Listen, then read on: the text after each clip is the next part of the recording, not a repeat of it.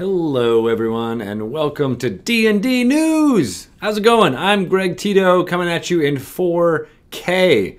That's right, we don't just have 1K or 2Ks. We got 4Ks coming at you. Can you see every line on my face or every hair in my nose? Wait, no, don't look in there. I didn't manicure this before we started. I am Greg Tito, and I am here to say everything about Dungeons & Dragons news before we get to the awesome Dice Camera Action Season 4 finale, which is going to be crazy off the hook. Actually, I guess it's the Season 3 finale, but Season 4 is coming soon down the pipe.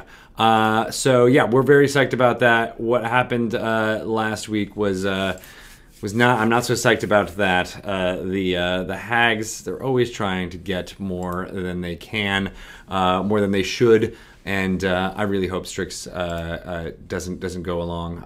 Also, I can't wait to see what's happening with Evelyn. I'll get to some news about Anna Prosser-Robinson and Holly Conrad as Strix and Evelyn a little bit later in this little segment before we start at 4 p.m. with the next episode of Dice Camera Action. So, good stuff all around. I can't wait for it, and I will get right to it because I have some other ancillary news to Dice Camera Action. Mr. Nathan Sharp, also known as Nate Wants to Battle, also known as Paulton, is starting up a new Dungeons & Dragons live play show with a bunch of people from Los Angeles. It's called Dark and Dicey. That's right. He announced it kind of stealthily, verbally at the end of last week's episode, but it is coming on Monday, May 14th. They will be doing it at 7 p.m. Pacific time here on the twitch.tv/DND channel.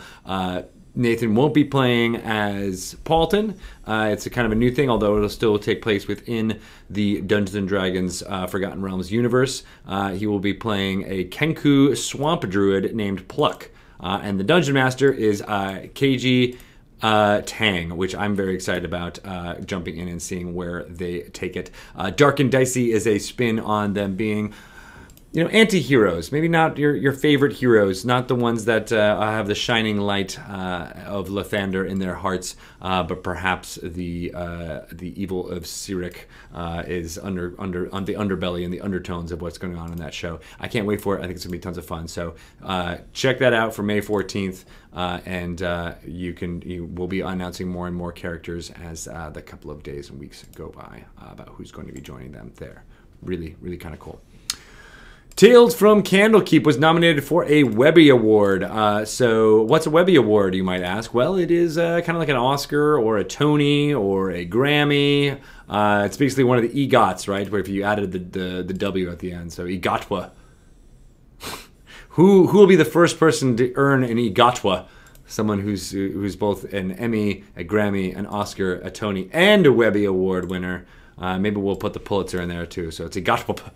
I don't know. Now it's starting to sound like a dragon from the Forgotten Realms. I just need some more apostrophes and some X's in there, and we should be good to go. But Tales from Campbell Keep is an awesome game. It is a recreation of the board game in the adventure system style of play, very much more tactical. You move in squares and have a certain number of abilities that you can use. It is all set in Chult, because they took the Tomb of Annihilation board game by WizKids and transferred it into the digital age, and it is very fun. It's on Steam, and you can check it out there. But if you're interested, if you loved it, if you've already played it, it is nominated for Best User Experience, that category of the Webbies. So you can go to the link that Miss Lauren, hi Lauren, put in there, Obey Crazy, and go vote for them because they are a great team. BCom and Francois and Isabella and all the great people there are great. So support them if you can. I'm excited about Art and Arcana, which is a visual history coming from 10 Speed Press. It's all about the art of D&D, and they came into the office, the authors, Michael Whitwer, Kyle Newman, John Peterson, and Sam Whitwer, who you may know as playing Morden Kanan in the Dice Camera Actions. They all came in here, got tons of artwork that we had archived over the years, even some from the TSR years, and it's a huge coffee table book, more than 400 pages, more than 700 pieces of art within it, and it's coming out on October 23rd, 2018. You should go check it out if you're interested in all in the evolution of D&D art from whence it began to 5th edition and beyond. So lots of fun stuff. In fact, I'm working with them on getting an image from the Stream of Annihilation into that book, which is a pretty cool little personal detail for me about how much fun I put into creating that show, and now it gets to be in in part of D&D history, which is neat. And you can own a piece of D&D history if you pre-order that book now. Loot Crate is making a bunch of fun subscription crates. That's where you pay a fee and a new crate comes to your doorstep every month. This month's DX Crate, so it's not just the normal Loot Crate, it's the DX Crate, is got something D&D related. In fact, I'm wearing it right now. It is this, in fact, hoodie. 99 problems, but a lich ain't one. I'm trying to turn and get on my tippy toes so you can see. Good stuff. It's got that light material, so it's perfect for spring weather. Got some old D&D work in there. No pockets in the front, in case you're wondering. I hope I'm not making any gestures here. But it is, in fact, a hoodie. And, if it's raining in Seattle, you can put this on and not mess up your hair. So that's good, right? Check it out. It's in the DX Crate, as I mentioned. You have to order it by this Thursday. That's right. You have 2 more days left. That's it. April 19th at 9 p.m. Pacific time. It's the only way you can get it, bro. Make it happen. There is also some really fun stuff from Think Geek D&D apparel out there. There's an Nasara'rack Splatter paint hoodie. I don't have it with me right now, but it is very cool, very loud, very much like if you were wearing an 80s Trapper Keeper with a lich on the back and a yellow ampersand up front. You can get it at Think Geek now. There's also what they're calling the D&D Galactic shirt, but it's got a pink ampersand on a purple background. It's a very cool shirt. I was wearing it on Dragon Talk yesterday when we spoke to Wolfgang Bauer and Anna, the cartographer, who is awesome, Anna B. Meyer, as well as Dr. Megan Connell, psychologist who uses D&D as therapy in her practice. So those are 2 really great conversations. If you haven't heard them yet or seen them yet, go check out the Dragon Talk archives for those. It'll be coming out on the RSS feed for Dragon Talk, the podcast, very soon. But then you can also see that D&D Galactic shirt in action. Mordenkainen's Tome of Foes is coming up soon. It is going to be available in your local game store on May 18th. That will have both a standard cover by Jason Rainville as well as the alternate cover, this time designed by Vance Kelly. Very cool covers, both of them. I don't know how you could choose. It's very hard to choose. So, but you can get that in your local game store, as I said, on May 18th. On May 29th, it's available for all, or at least the book content is, and you can only get that standard cover, though. But May 29th is when you can get it everywhere. You can pre-order those books on D&D Beyond if you're interested in getting it digitally that way. Again, D&D Beyond, I'll get to them a little bit later, but they're testing a mobile app so that you can use all of the compendium content that you have purchased and or unlocked in D&D Beyond on your phone without the need of a Wi-Fi. So that is very good. Then you can also pre-order it on Amazon right now if you're interested. But I suggest you don't. I suggest you go to your local game store and tell them you want an alternate cover because if you don't, they may not order enough and get them in time. So go do that. Warriors of Waterdeep is a very cool game coming for your phones. It is from a game company called Ludia. They don't do tons of mobile games. They're not one of those companies that just floods the market with mobile games. They have one that they're working on called Warriors of Waterdeep that is kind of a turn-based tactical RPG for iOS and Android, and it should be coming this year, coming in 2018. There's lots of fun stuff. You'll be able to complete tasks for Laeral Silverhand, who is the open lord of Waterdeep. You can trade with Mert the Moneylender, who is a fantastic character. In fact, I don't know if you guys know this, but he was the first named character that Ed Greenwood, father of the Forgotten Realms, named. You know, he was the one that named him in his home campaign, and he's been in the canon all throughout. So you'll be able to trade with him, as well as Durnan, the proprietor of the Yawning Portal. Good stuff. 12 classes, 9 races. You can find out more at this trailer. And the Warriors Waterdeep thing that Lauren Obo Crazy just put in there. It's fun. Yeah, it's a fun way to kill your battery. That's right. That's the way to make it happen. It will suck all of the energy out of your battery and put it into your brains, and you will have nothing but D&D energy going forward. Good point. D&D confirmed for Smash. You mean like Super Smash Brothers? What does that mean? No, I don't know. Doc D, let me know maybe I'll let you find out what's really happening. Our friends at Beamdog released Neverwinter Nights Enhanced Edition last month. It is awesome. It is just a great recreation of the original game, updated to all the UI. You can get it on Beamdog proper or on your Steam. If that's your bag, whichever one you prefer, it is tons of fun. And just so you know everything that's happening in Beamdog, they make all these enhanced edition for older games that came from the BioWare oeuvre. But they've made their own game. It's called Siege of Dragonspear, which takes place between Baldur's Gate 1 and Baldur's Gate 2. And that is available now on your tablet, on the Google Play and the Apple App Store. So you don't need to purchase anything else to have played that. Previously, you had to have purchased the Baldur's Gate Enhanced Edition to play Siege of Dragonspear. But now you can just order on your own. So that's good stuff. All right, let's get to some D&D in the press. We should have like a theme song for D&D in the press.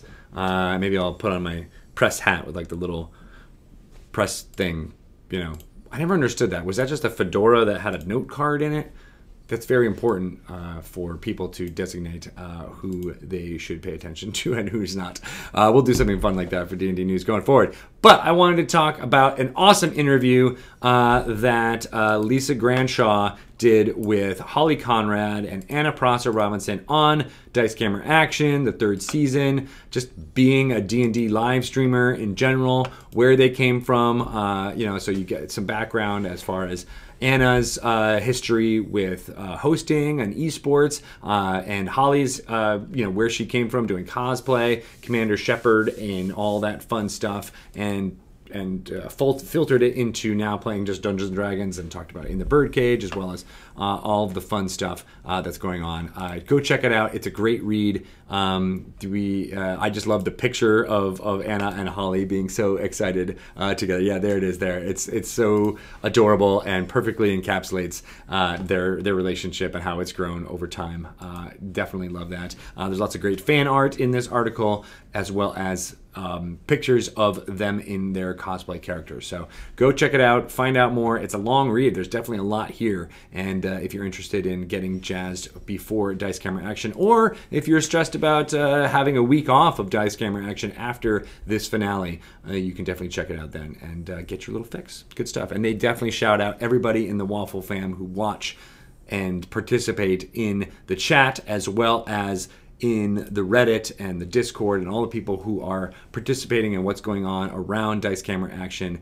They make it sound like you're a part of the experience, part of the game. Definitely the way that you interact with them changes the game. It makes it, a more fuller experience. So I think that's really cool. And yeah, it's great to see them talk about that stuff in public like this.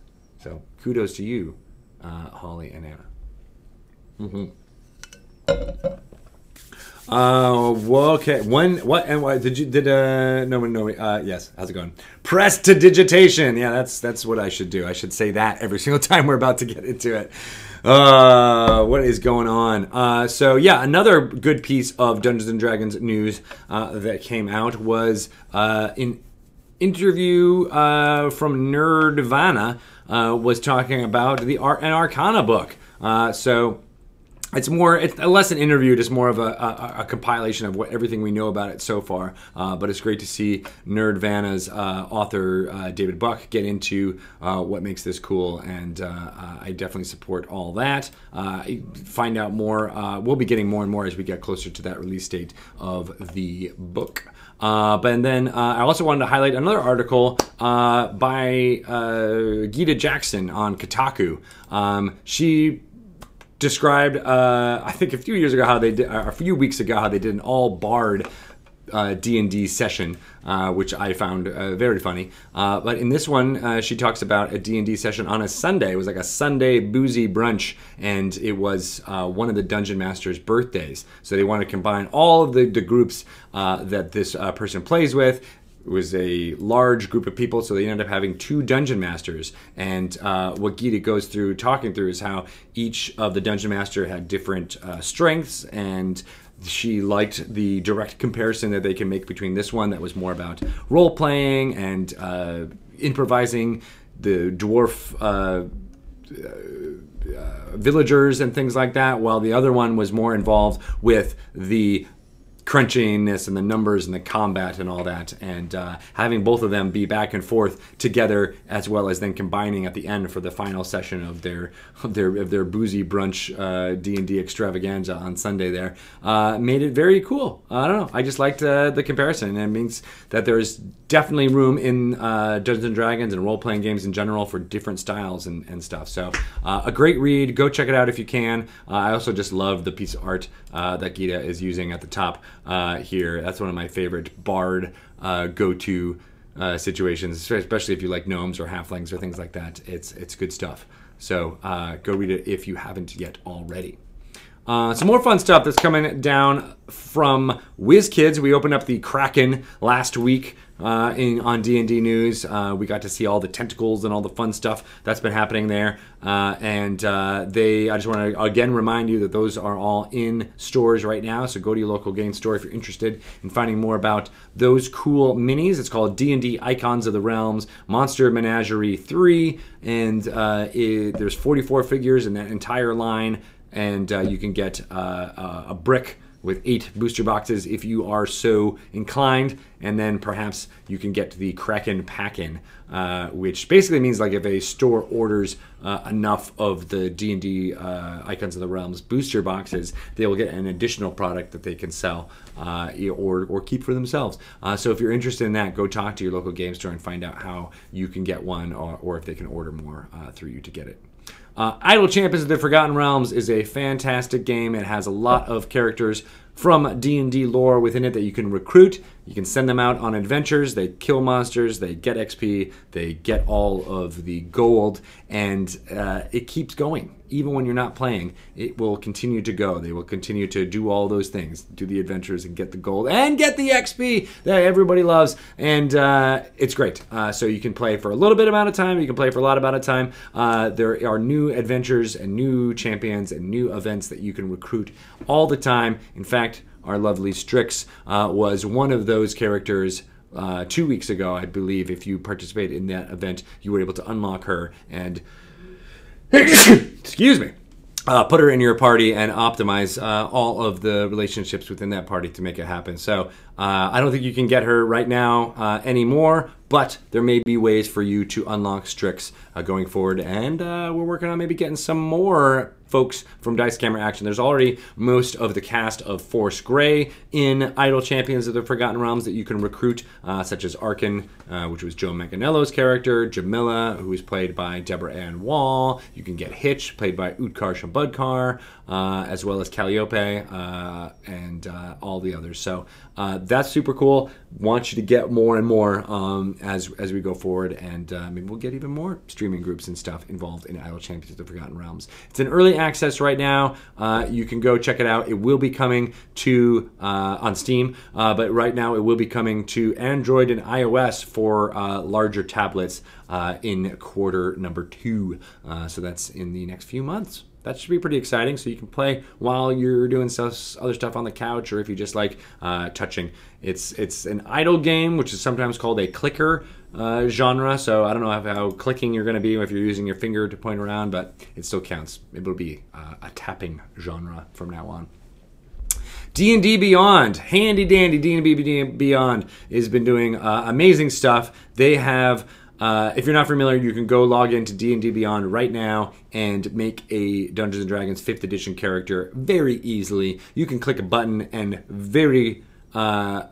get a random level, any level you want from 1 to 20, get a random character just as a starting off point. If you just need an NPC or just need to play that at that moment, you can do that with the character builder they have. There's also, as I said, all of the content that comes from Dungeons & Dragons, such as Xanathar's Guide to Everything, and the forthcoming Mordenkainen's Tome of Foes, as well as all the adventure content you can purchase within D&D Beyond and have that available at your fingertips when you're at games.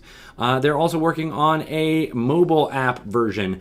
So right now it's a web app, so you can still access it from your phone through the web, but they're working for a localized app version that you can download and then have all that stored locally on your phone rather than on the cloud.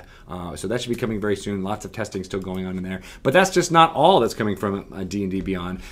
This month's Unearthed Arcana, that is the article that Jeremy Crawford and Mike Merles put out that sometimes has playtest content, sometimes has new content or rules or stuff that we're just trying to test and see what the community thinks about it. There's a new one in there called the Order domain for Clerics, and that's available for testing right now in Dungeons & Dragons Beyond. It's got a different little check mark next to it, so you can do a little bit of different stuff with it, but you can still make characters in that. And on top of that, you can now make your own homebrew subclasses.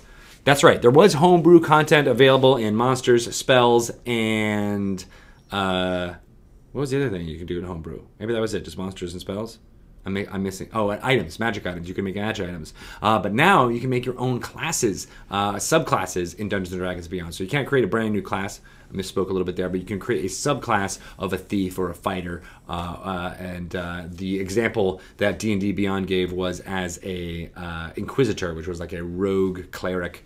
Rogue cleric mashup that was kind of like a whatever. It's in there. It's very cool. Now you can start coming up. You can use a starting off point from an existing subclass that you just maybe want to tweak a little bit and make it available to your players in the homebrew setting on D&D Beyond, or you can start from whole scratch and make it on your own. Lots of fun tips and tricks. There's I think there's a special guide to all of this that Lauren can drop in the chat as well. I believe I put the link in this here chat thing here, but maybe I didn't. But in any case, you can find it on the D&D Beyond forums. It's a really vibrant community that's going on there, and it's great stuff. And I can't wait to see all the homebrew subclasses that people build into that. Can you imagine any other world where you could create and design your own like Dungeons & Dragons subclass and then have it be able to be used by millions of people who use this character building tool just like that?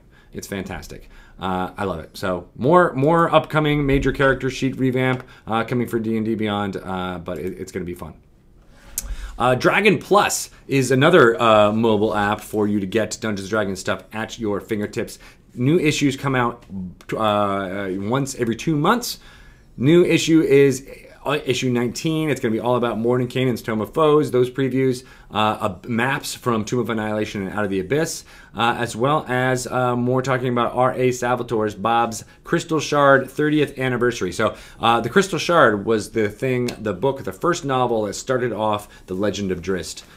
It was the first book that was written and published by TSR by R.A. Salvatore, and that was 30 years ago this year. So that's tons of fun stuff. You can get that all in the new issue of Dragon Plus. If you haven't downloaded that yet, go ahead and download it to your Android or app or iOS phone. And as I said, there's just tons of great content there for you to get involved in and read about as new stuff comes out. So get into there. Let's talk a little bit about what's happening on the streaming side of things for the next few minutes before I throw it over to Chris Perkins, who is, oddly enough, not in the building right now. He is going to be calling in from an undisclosed location in Burbank, California.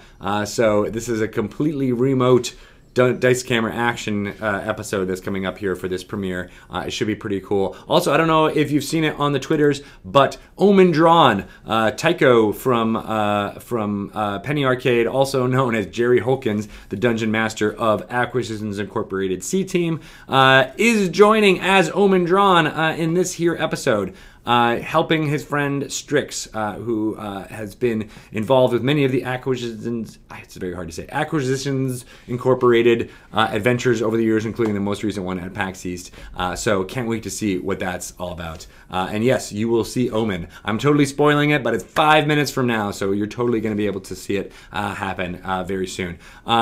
That's coming, right, as I said, in 5 minutes. And then we've got Sirens of the Realms popping in at 6 p.m. Pacific time tonight. That is Dungeon Master Satine Phoenix playing with 4 amazing ladies. The group, they find their old friend Brig is being attacked by a roper, and they get infected by the fungus from the Underdark. And then after a few days, they finally make it to the city where they find a healer to fix Girasol, and then they do a bit of shopping. As you're wont to do when you enter a city, a fantasy city, for the first time.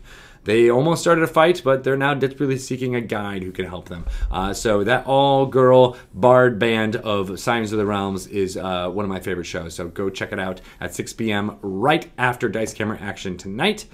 C-Team is on a break tomorrow, but we will be hosting the Maze Arcana Inkwell Society at 7 p.m. Pacific time tomorrow. Well, that's Wednesday. And then on Thursday, we've got Codename Entertainment talking about Idle Champions, as well as Waffle Talk, which is an awesome show you should all be watching now. It is where Sean McGovern from Power Score RPG talks about the most recent Dice Camera Action episode and perhaps the season as a whole. He is a fantastic host, and I bet you guys will have a lot to disseminate after this finale. So go ahead and watch that on Thursday at 4 p.m. Pacific time. We're hosting it here on the D&D channel. And then Holly is jumping behind the Dungeon Master screen for Trapped in the Birdcage, which is set in the Sigil, set in the realm of Planescape. She's got a whole bunch of new players who have been awesome. They're on episode 6. Actually, it will be episode 7 tomorrow. They meet a young Strix in the last episode, which is pretty cool. I love how all of these shows and stories are all now woven together. So pretty good fun stuff there. Then, of course, at 7 p.m. Pacific time on Thursday, we'll be hosting Critical Role, followed on Friday with Beamdog, going through some of the fun stuff that they're going on there. They always give away t-shirts and take questions.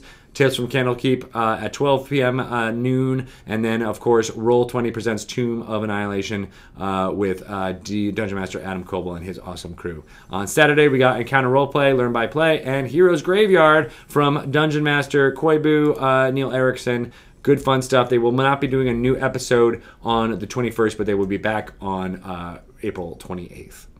And then I guess that's it. Everything is going on. Everybody happy and excited here. Arson Mom is here. Young Strix was hilarious. That's awesome. I didn't get a chance to see it. I hate sneaky people. Oh my God, that's such a great quote. How are you guys all doing? Are you getting excited about this this here episode? I'm seeing your chat going up over here. Thank you for subscribing, Ryujan. You are a good person. Thank you for that.